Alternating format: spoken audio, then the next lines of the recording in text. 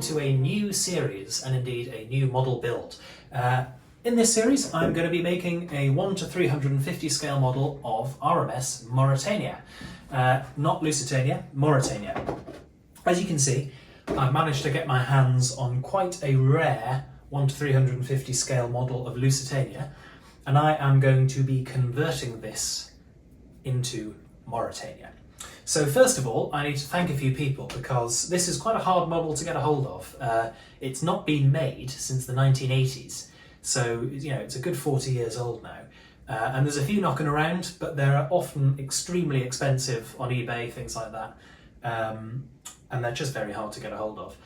So I posted on Instagram and I posted on YouTube, and I had a huge number of people come back to me with ideas about where I could get this from. And one person reached out to me and said that there's a model shop in Glasgow that actually had the model, and sure enough I rang them up and they did, and I was able to get my hands on it for a remarkably good price. So thank you to everyone who helped me out there. So the question really, I suppose, is why am I building Mauretania instead of Lusitania? Well, there's 2 points here really. The first is that Mauretania was built on the Tyne, very close to the city of Newcastle, where I am from. And it seems quite nice to build a ship which has provenance in your hometown. But secondly, Lusitania is perhaps best well known for her sinking. And of course I've just finished a model of Titanic, also well known for her sinking. And it seems like quite a nice idea to build a model of a ship which is remembered for good reasons rather than bad. So I felt that Mauretania might perhaps be a more positive model to build. So, a bit of history of Mauretania. She was laid down in 1904, launched in 1906, and sailed on her maiden voyage in 1907. She was built at the Swan Hunter shipyards in Wallsend on the River Tyne, very close to Newcastle. And she and Lusitania were indeed sister ships, but there were a number of relatively small differences between the two. The stern section of Mauretania was slightly more curved, whereas Lusitania's was more square, which actually meant that Mauretania was about 5 feet longer all in. Perhaps the most obvious difference, however, is the ventilators. Mauretania had sort of cowl ventilators, the things that look a bit like AirPods, whereas Lusitania had much more sort of drum-shaped ventilators all along her decks. So that's probably the biggest visual difference, but there's a number of other things. Internally they were incredibly different. Lusitania was far more modern, light, quite a lot of plaster was used, things like that. Whereas in Mauretania she was built in the far more Edwardian kind of style, a lot of wooden panelling, those sort of things. Mauretania had an extra stage of turbine blades in her turbines, which meant that she was a shade faster than Lusitania, which allowed her to hold the blue riband both east and westbound for over 20 years. 20 years in an era when shipbuilding companies were one-upping each other on an almost yearly basis. Remarkable. And a couple of other small details. Lusitania's bridge was slightly more recessed, Mauretania's bridge was slightly pushed forward. And there was also some differences in the dome covers on Lusitania and Mauretania as well. But we will cover those in due course as I come to model them. Now, of course, as with all of these things, if you see something that I've got wrong, let me know in the comments and I will try to address it, because of course we're after accuracy above anything else here. Now I'm going to get a few add-ons for this kit if I can. I've already ordered some brass photo etch which I can use for the railings and things like that. And that's good because the railings on this kit are cast in plastic, so they're not really very high detail at all. So I'll be removing those and replacing with photo etch brass railings. And I'm also going to try to get my hands on a wooden deck. They are available in the US, obviously I'm based in the UK, so I'm just seeing whether I can actually get a hold of one of those. If I can't, it'll be an interesting experiment to see how accurately I can paint wooden decks with just paints. So we'll see, there'll be workarounds. I'm also debating whether to add people or not. My model Titanic, of course, did have people, but that was 1 to 200 scale.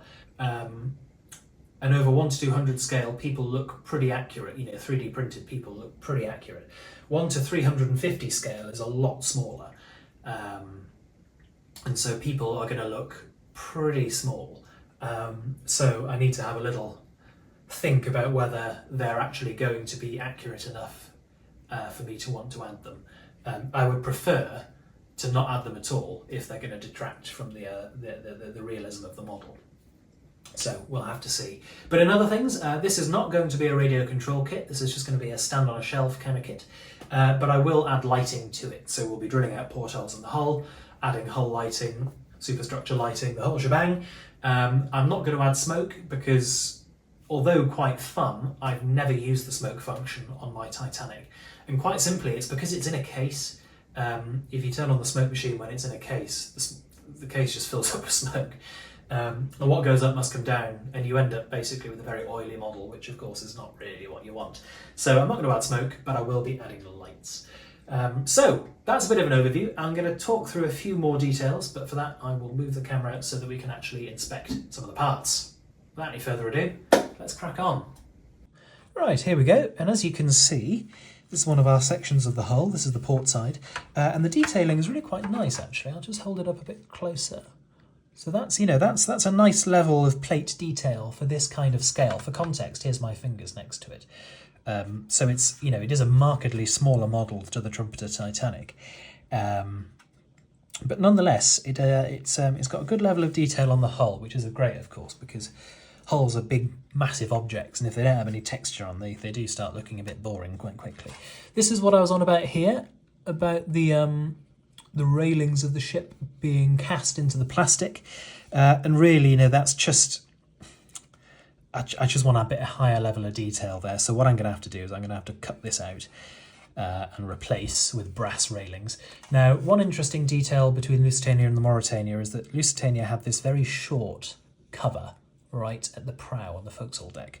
Mauretania's was far more swept back. It went back quite a long way. So what I might end up doing is leaving a bit of this plastic before cutting out and then just using some filler. And this plastic will make quite a nice, robust backstop for that. Quite a lot of differences here. This is where the bridge would have been, and there's quite a lot of differences on the bulwarks here. So that might need a bit of cutting and changing. And the other major difference on the hull is the aft section, as you can see. Only got one half here, but as you can see, it's very squared off. And Mauretania's, as I say, far more curved, far more like the Olympic aft section, actually.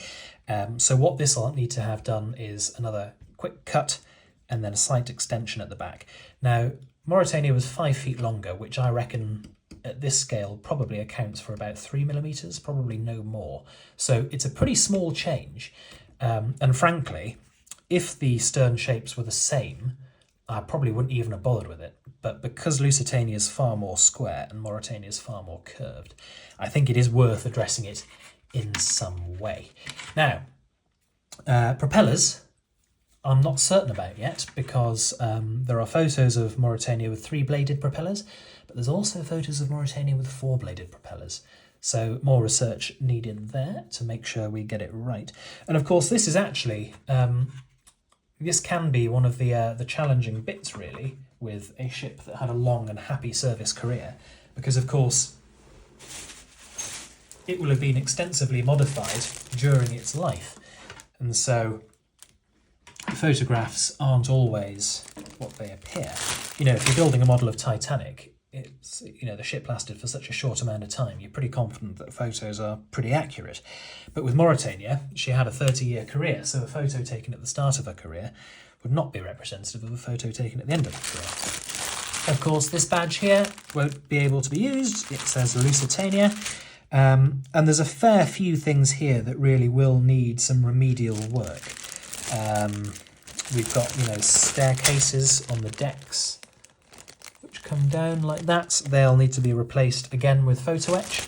Happily, you can get 1 to 350 sort of generic photo etch, which will, I'll be able to find railings, and I'll also be able to find staircases. And again, you've got some more staircases here. As you can see, none of this has even come out of the original plastic yet.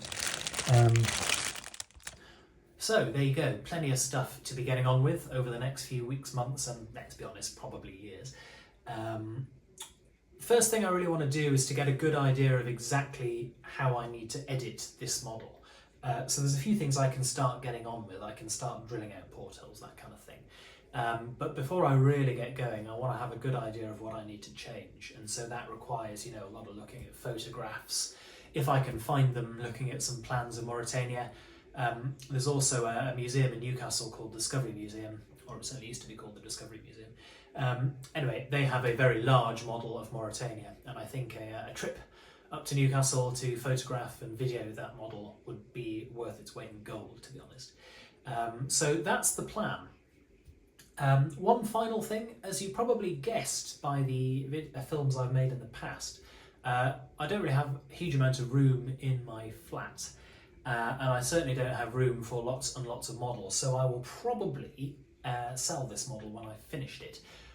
So if you are interested in anything like that, let me know, because I will be selling it. I haven't really worked out how I'm going to do that yet. I'll probably stick it on eBay, but I don't really know yet. But if you're interested, do let me know, and I will work out in due course how I'm going to go about that. So hopefully I'll get some new videos up in the coming weeks on my progress on this model. But for now, thanks very much for watching. Do please like if you've enjoyed it, comment, all that YouTube stuff, and I'll see you in the next one. Bye for now.